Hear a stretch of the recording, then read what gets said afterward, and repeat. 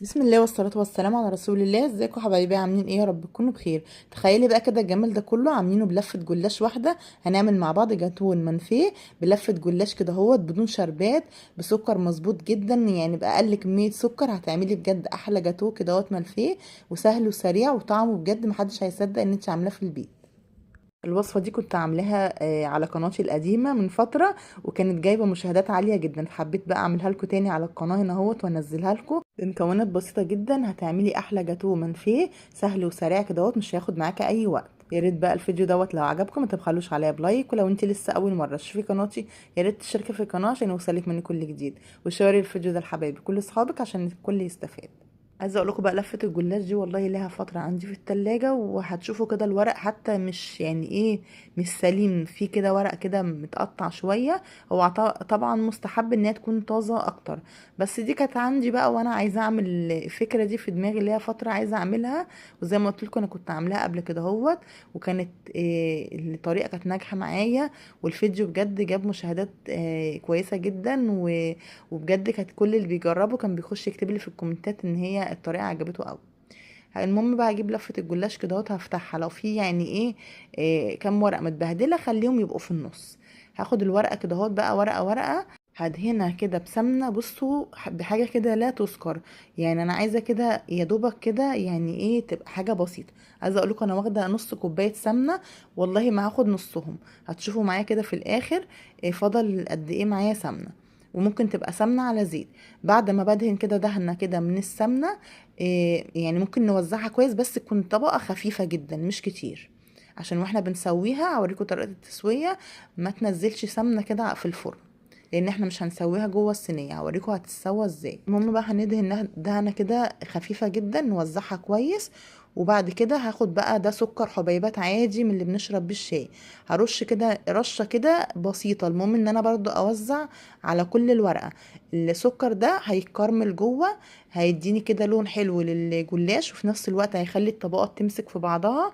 لو سمنة بس مش هتمسك يعني، زي ما انتوا عارفين ان السمنة هتخليه يورق ويتفتح اكتر، ده هيمسك. وفي نفس الوقت احنا مش عايزين نحط شربات، فاحنا ايه السكر ده هتديله تسكيرة كده بسيطة. انا بحط كده شوية زي ما انتوا شايفين كده في صوابعي، يعني مش بحط كتير، طبقة خفيفة عشان الطبقة اللي فوقيها تلزق. هفضل بحط بقى كله بالشكل ده، والورق لو مش متظبط يعني مش مشكلة، اهم حاجة تحاولي تخلي كده كام ورقة كده يبقى من فوق ومن تحت.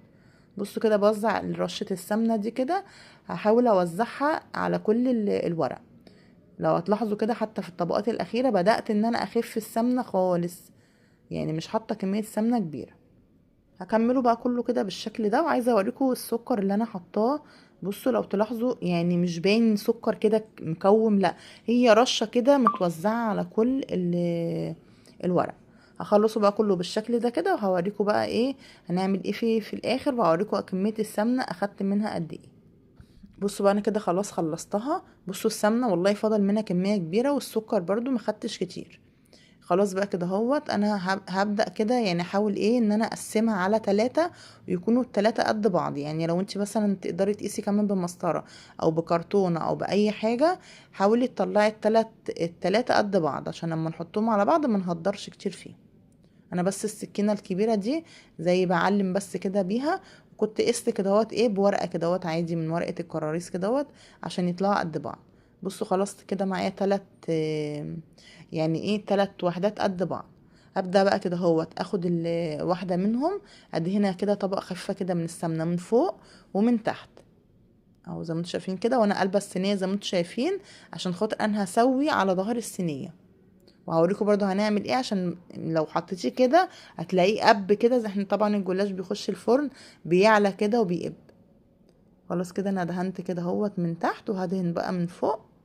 في الوقت ده كده بقى كنت انا بدأت اشغل الفرن يسخن على درجة حرارة متوسطة. يعني ايه حاولي ما تحطوش على نار عالية عشان ما ياخدش لون بسرعة، يبقى من نص ابيض، واولا على نار واطية قوي عشان ما ياخدش معاكي وقت كتير. بصوا بقى انا حطيت الصينية فوق صينية عشان عايزينه يطلع من الفرن بنفس السمك ما يعلاش. هنا بقى هنعمل الكريمه بتاعتنا. معايا كوبايتين من اللبن، ومعايا هنا اهوت هحط معلقتين هرميين من الكاستر، وممكن تزودي كمان يعني ايه نص معلقه او معلقه لو مش هتحطي كريم جانتيه. انا حطيت دلوقتي كوبايتين من كريم، معلقتين من كوباي من الكريم جانتيه مش كوبايتين. ومعلقتين من السكر، حابه تزودي السكر عن كده براحتك. يعني انا حطيت معلقتين كده هرميين، لان انا كنت حابه يبقى السكر بتاعه كده هادي، ما يبقاش عالي قوي، وكان مظبوط يعني.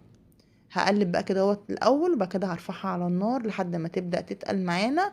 وبعد كده لو حابه تزوديها بقى كده اهوت معلقه قشطه او مكعب زبده. انا بحب احط قشطه كده اهو من بتاعت وش اللبن، او في قشطه بتتباع في السوبر ماركت، يعني بتتباع كده زي علب الزبادي، بتبقى سعرها مش غالي.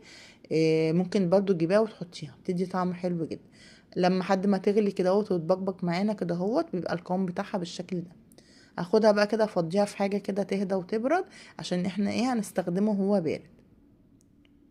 بصوا بقى القوام بتاعه مش تقيل قوي، بس هو طبعا لما يبرد هيتقل. هغطي بقى الوش بتاعه كده عشان ما يعملش كده قشره من على الوش ولا طبقه. عايزين يعني الكيس يبقى ملامس الكريمه. هنا بقى لسه اهوت، لسه ببص عليهم لقيتهم لسه لونهم ابيض. سبتهم لحد ما اخدوا اللون الذهبي الغامق ده. حابه تطلعيه افتح من كده تمام، مش حابه براحتك. بص انا طلعته باللون اللي هو عشان يبان ان هو منفي كده حقيقي. انا بصراحه كنت عايزه اطلعه افتح سنه، بس هو طلع حلو برضه. هنا بقى معايا الكريمه كانت لسه دافيه، المفروض كنت اسيبها يعني تبرد خالص، بس الاستعجال بقى وحش. انا ايه رحت قلت مش مشكله، ايه هستخدمها كده وتبرد بقى مع نفسها بعد ما احطها في انما انت حاولي تسيبيها تبرد خالص، وبعد كده كده اضربيها كده بالمضرب كده عشان تبقى معاكي كريمه كريميه كده وناعمه. حطيتها في كيس بقى حلواني او ممكن كيس تلاجة، وهتفتحيه فتحه كده وهنشوف هنشتغله بقى ازاي. على اي صينيه كده او اي قطاعه هبدا احط بقى كده اول واحده، وهبدا بالكيس كده اوزع، يعني احط طبقه كده ايه ولا خفيفه ولا تقيله بالشكل ده. بس حاولي تحطيها كده ايه متساوي. الكريمه دي اللي انا عملتها طلعوا على قد بالظبط كده الجاتوه اللي انا عاملاه النهارده. ابدا كده اسويها بالشكل ده كده كده، لما هنحط الطبقه التانية ونضغطوا عليها يعني ايه هتتساوى كده مع نفسها. هحط بقى كده بقيه الكريمه برضو بالشكل ده، وهوزعها كده عادي، وهرجع احط عليها الطبقه الاخيره. الكريمه دي او الكاستر ده كان طعمه جميل جدا والله. يعني معلقتين الكريم جانتيه فرقوا برضو في الطعم، ومع معلقتين القشطه اللي حطيناهم كانوا حلوين جدا. بصوا بقى خلاص انا حطيتهم كده وثبتهم كده كويس.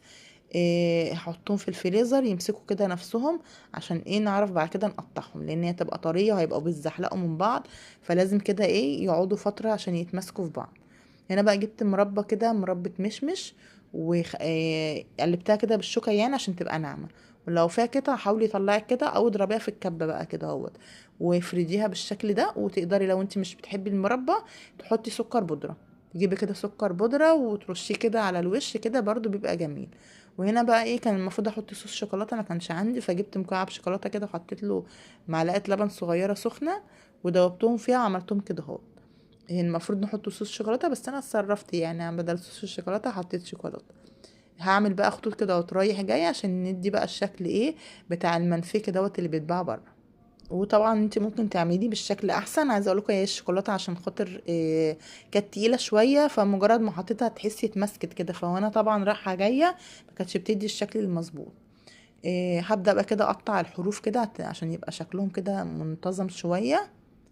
اهم حاجه تكون السكينه مشرشره، يعني حتى مش شرط يكون الطرنش بتاع الحلويات مخصوص، بس حتى لو سكينه بتاعت مطبخ عاديه بس تكون مشرشره عشان تبقى سهله معاكي كده اهوت. وكمان لو تحطيها في ميه سخنه، يعني لو انت مثلا حطيه في الفريزر ومتلج، حطيها في ميه سخنه كده اهوت ونشفيها واقطعي عشان برضو ايه تسهل معاكي. المهم ان انا خلاص بصوا سويت بقى كده الحروف من كل النواحي يعني. ولو انت برضو عامله للبيت مش لازم تسوي الحروف، محدش شايف حاجه. انا سويتها كده اهوت عشان التصوير بس. وطبعا اللي بيتشال ويتقص دوت في الحروف ما بيترماش طبعا، بيتاكل يعني بناكلوه عادي. هقطعه بقى كده المقاس اللي انت حباه. طلعوا معايا حوالي 6 كده قطع، بس مقاس ما شاء الله يعني كبير. تقدري تقطعيه اصغر من كده بقى براحتك، او تقطعيه اكبر من كده. يعني عايزه اقولك بجد كفايه طعمه حلو جدا. طعمه يعني ما تصدقيش ان انت عاملاه بلفه جلاش ولا اي حاجه. يا رب الفيديو يكون عجبكم وتكونوا استفدتوا منه، ولو استفدتي من الفيديو ما تبخليش بقى عليا بلايك.